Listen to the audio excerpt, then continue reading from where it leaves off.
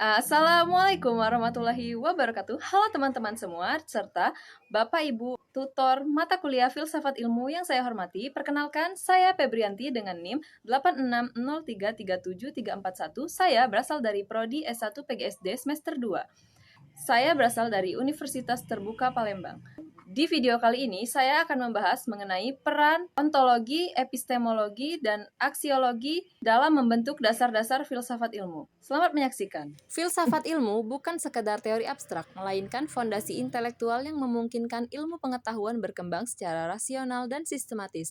Untuk memahami ilmu secara utuh, kita harus membedanya melalui 3 dimensi utama yang saling mengunci, yaitu ontologi, epistemologi, dan aksiologi. Ketiganya menentukan identitas, kredibilitas, dan moralitas sebuah disiplin ilmu.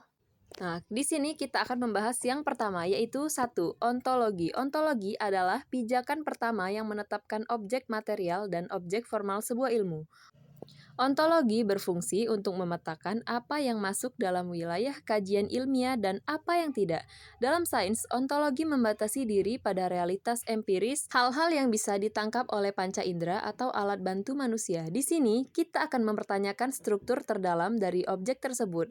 Apakah realitas itu bersifat tunggal, monisme, ganda seperti jiwa dan raga, dualisme, atau mungkin terdiri dari banyak aspek, pluralisme. Tanpa ontologi yang jelas, sebuah ilmu akan kehilangan fokus. Misalnya, biologi secara ontologis mengkaji materi hidup, sementara fisika mengkaji materi dan energi. Ontologi memastikan ilmuwan tidak salah sasaran dalam meletakkan dasar penelitiannya.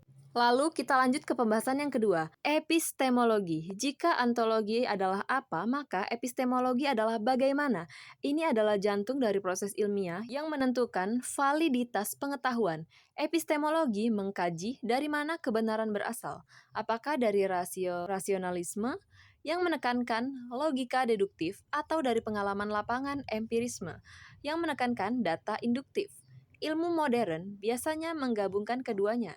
Di pilar inilah langkah-langkah sistematis dirumuskan, mulai dari perumusan masalah, penyusunan kerangka berpikir, pengajuan hipotesis, hingga verifikasi melalui eksperimen, ujian kebenaran standar validitas. Pengetahuan baru dikatakan benar jika memenuhi kriteria, yaitu 1. Korespondensi, pernyataan sesuai dengan kenyataan faktual. 2. Koherensi, pernyataan tersebut tidak bertentangan dengan teori ilmiah yang sudah ada sebelumnya. 3. Pragmatis, teori tersebut memiliki daya guna atau solusi bagi permasalahan manusia. Lalu kita masuk ke pembahasan yang ketiga, yaitu 3. Aksiologi. Aksiologi adalah dimensi filsafat yang memberikan makna, tujuan, dan batasan moral bagi ilmu pengetahuan. Disinilah ilmu pengetahuan bertemu dengan kemanusiaan untuk menjawab apakah sebuah penemuan benar-benar membawa manfaat.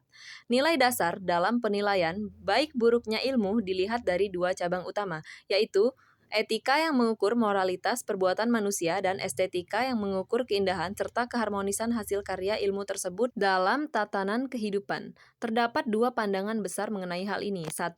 Berpendapat bahwa ilmu harus bebas nilai secara mutlak dan berdiri sendiri agar dapat berkembang tanpa hambatan dari luar. 2.